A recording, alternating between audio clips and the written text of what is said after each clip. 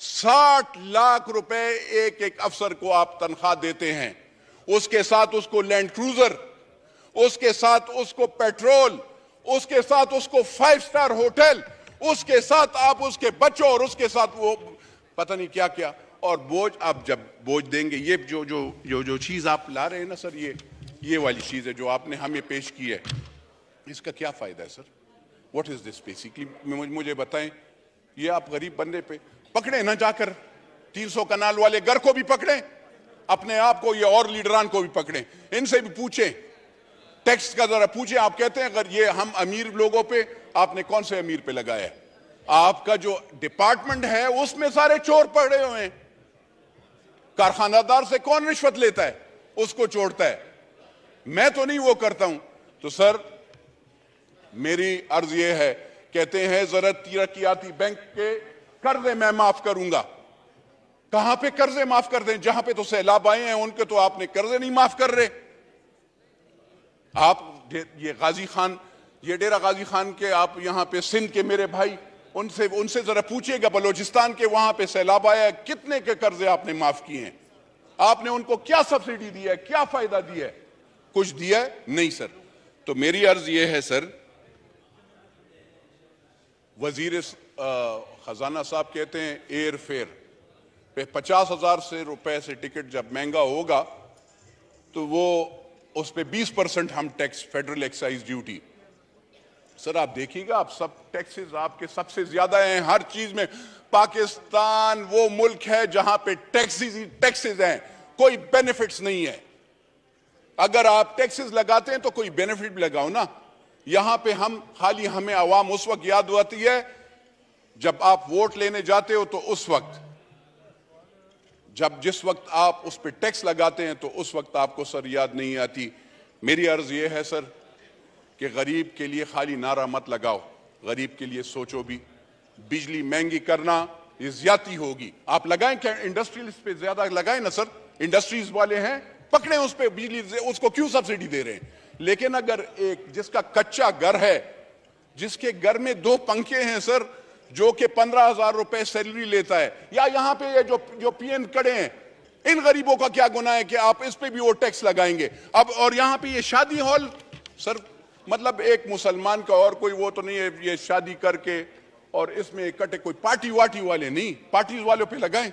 लेकिन मुझे बताएं सर कि शादी या उसमें भी आप जो सुन्नत रसूल का वो है, अगर लोग इकट्ठे होते हैं और उसमें हमारा एक शरई वो है, लोग अगर आते हैं और उसमें सब इकट्ठे होकर उसको खाना खिलाएंगे और उस पर आप टैक्स लगाएंगे, वो मार्की वाला, वो होटल वाला, वो दुकानदार, खुदा की कसम सर हम लोगों से टैक्स लेता है।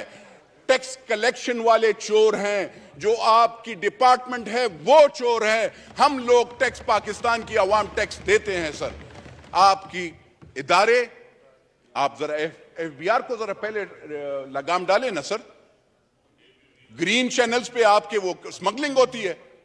आपके यहां पे आप, ये वजीर खजाना साहब से मैं जरा पूछना चाहता हूं कि आपने कौन से कानून के तहत डॉलर माफिया के साथ नेगोशिएशंस की? कौन से कानून के तहत आपने 275 रुपए पे डॉलर उनके पास लेके गए? कौन सा कानून था? मुझे बताएं। और कौन है इस मुल्क का मालिक जो कि अफगानिस्तान को डॉलर सीमेंट के बोझे और यूरिया की बोरियों में ले जाता है? मैं तो नहीं हूं सर, ना आप हैं। तो वो कौन मालिक है? उस मालिक से पूछा जाए कि ये डॉलर्स कैसे अफगानिस्तान को जाते हैं, ये यूरिया कैसे जाता है, ये आटा कैसे जाता है। मेरे बलोचिस्तान के भाई के लिए नहीं है, मेरे खैबर पुख्तूनख्वा के भाई के लिए नहीं है, मेरे सदरन पंजाब के भाई के लिए नहीं है, लेकिन वहां पे अफगानिस्तान और उसके लोगों के लिए आटा और यूरिया है। मेरा अफगानिस्तान मुल्क नहीं है, मेरी लाइबिलिटी अफगानिस्तान नहीं है। बिरादरम मुल्क है लेकिन मेरा मुल्क ये पाकिस्तान है। मेरा मरना जीना इस मुल्क के साथ है और इस लोगों के, गरीब लोगों के साथ है। तो सर मैं अर्ज ये करना चाहता हूं, इनकी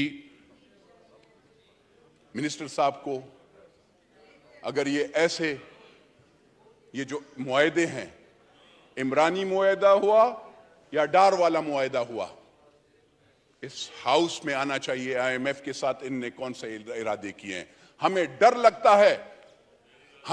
लगता है जिस चीज के लिए ये कहते हैं, जिस चीज के लिए हमने पेट पे पत्थर बांधे हैं, चाहे वो एटम बम हो, चाहे वो और चीजें हो, चाहे अफवाज पाकिस्तान हो, उसके लिए हमने पेट पे पत्थर बांधे और हम ये टैक्सेस वो करते हैं।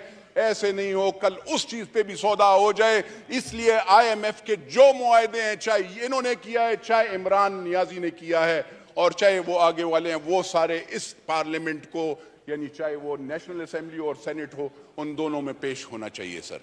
वरना अगर आप ऐसे नहीं करेंगे, अगर आप पार्लियामेंट को बुलडोज करेंगे, अगर आप पार्लियामेंटेरियन अवाम की आवाज को खामोश करने की वो कर दें, याद रखिएगा इन सब पार्टीज को, और उन सब ये ना सोचें कि आज आपके साथ 300 ये लीडरान ये सोचते हैं कि वो एक लीडर 470 बंदे उसके सिक्योरिटी गार्ड, उसका जोर आप पाकिस्तान के गरीब बंदे पे डालेंगे। 170 frontier constabulary, Punjab police, Khyber Pakhtunkhwa police, क्योंकि वो साबिका प्राइम मिनिस्टर होते हैं या प्राइम मिनिस्टर होता है या वो एक पार्टी का लीडर होता है, उसकी सिक्योरिटी पाकिस्तान के गरीब बंदा देगा। उसके लिए मेरा पेट काटा जाएगा, मेरे गरीब गांव वाले का पेट काटा जाएगा। तो ये जरा आप सोचें। आप पहले बिल पास करने से पहले आप कहते हैं आप हम सिंप्लिसिटी लाएंगे, हम वो करेंगे। आप जरा पहले अपने आप को आगे पीछे देखें आप क्या कर रहे हैं। आप अपने अखराजात कंट्रोल करें तो फिर हम मानेंगे। ऐसे नहीं है। मैं I will never be a part of such bill unless and until I see the IMF both the bills and second thing is जो महंगाई का है ना सर, खुदा की कसम ये सीट क्या 10 सीट कुर्बान कभी भी मैं वोट नहीं दूंगा। शुक्रिया सर। पाकिस्तान जिंदाबाद। मौलाना अब्दुल अकबर चित्राली साहब मुख्तसर कीजिए जरा। बात तो रखूंगा जनाब स्पीकर, मुख्तसर क्या है, कम से कम आपके समझ में भी बात आ जाए और हाउस के समझ में भी बात आ जाए। जनाब स्पीकर आपका शुक्रिया कि इस मरहले पर आपने मुझे बात करने की इजाज़त दी। जनाब स्पीकर, IMF ये अमेरिका की तरफ से एक सोचे समझे मंसूबे के तहत हमें गुलाम बनाने का इदारा है, और ये इदारा इसलिए वजूद में आया जब सन 1947 में कायद आज़म मोहम्मद अली जनाह ने पाकिस्तान को मारज़ वजूद अल्लाह ने बख्शा, लेकिन कायद आज़म मोहम्मद अली जनाह ने इसके लिए जदोजहद और कोशिश की।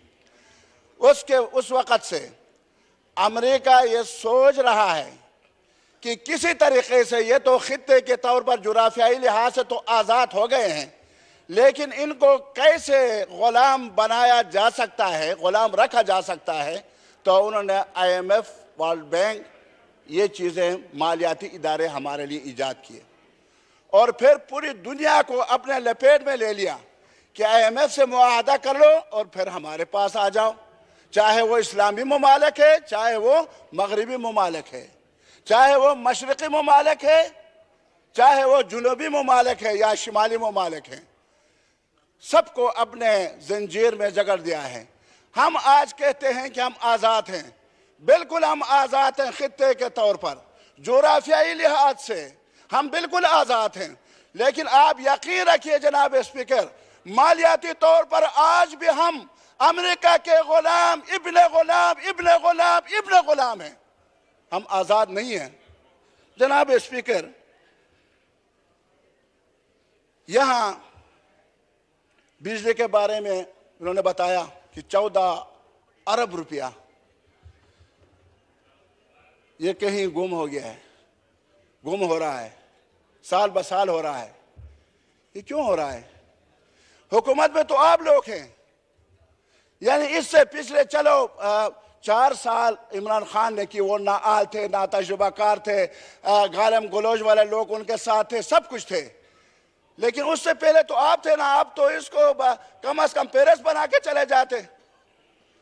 फिर जब आप आ रहे थे तो आप कह रहे थे कि मैं डॉलर को 200 तक लेके आऊंगा, आज 275 है।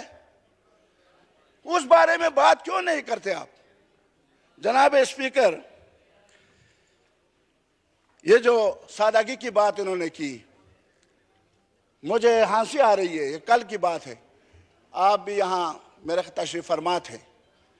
मेरे इंतहाई काबिल एहतराम, मैं इज्जत से सबका नाम लेता हूँ, किसी के साथ ज्यादती नहीं करता।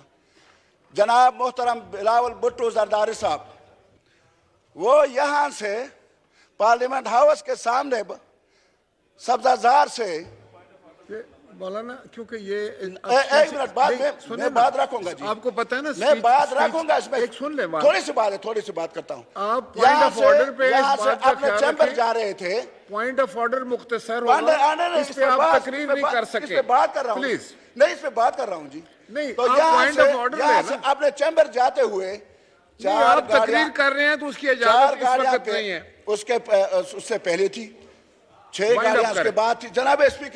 जनाब स्पीकर मैं आ रहा हूं, बस आप अपना जनाब स्पीकर मैं आ रहा हूं। आ गया जनाब स्पीकर, देखें ये बिल अगर आप मौलाना आपका नुक्ता आ गया। ज़िमनी बिल, फाइनेंस बिल जो आप पास कर रहे हैं जनाब स्पीकर, अब तक सूरत हाल ये था कि लोग जूतियां बांटते थे। मौलाना साहब, आपने पॉइंट ऑफ ऑर्डर लिया है, अभी आप 10 मिनट बोल रहे हैं।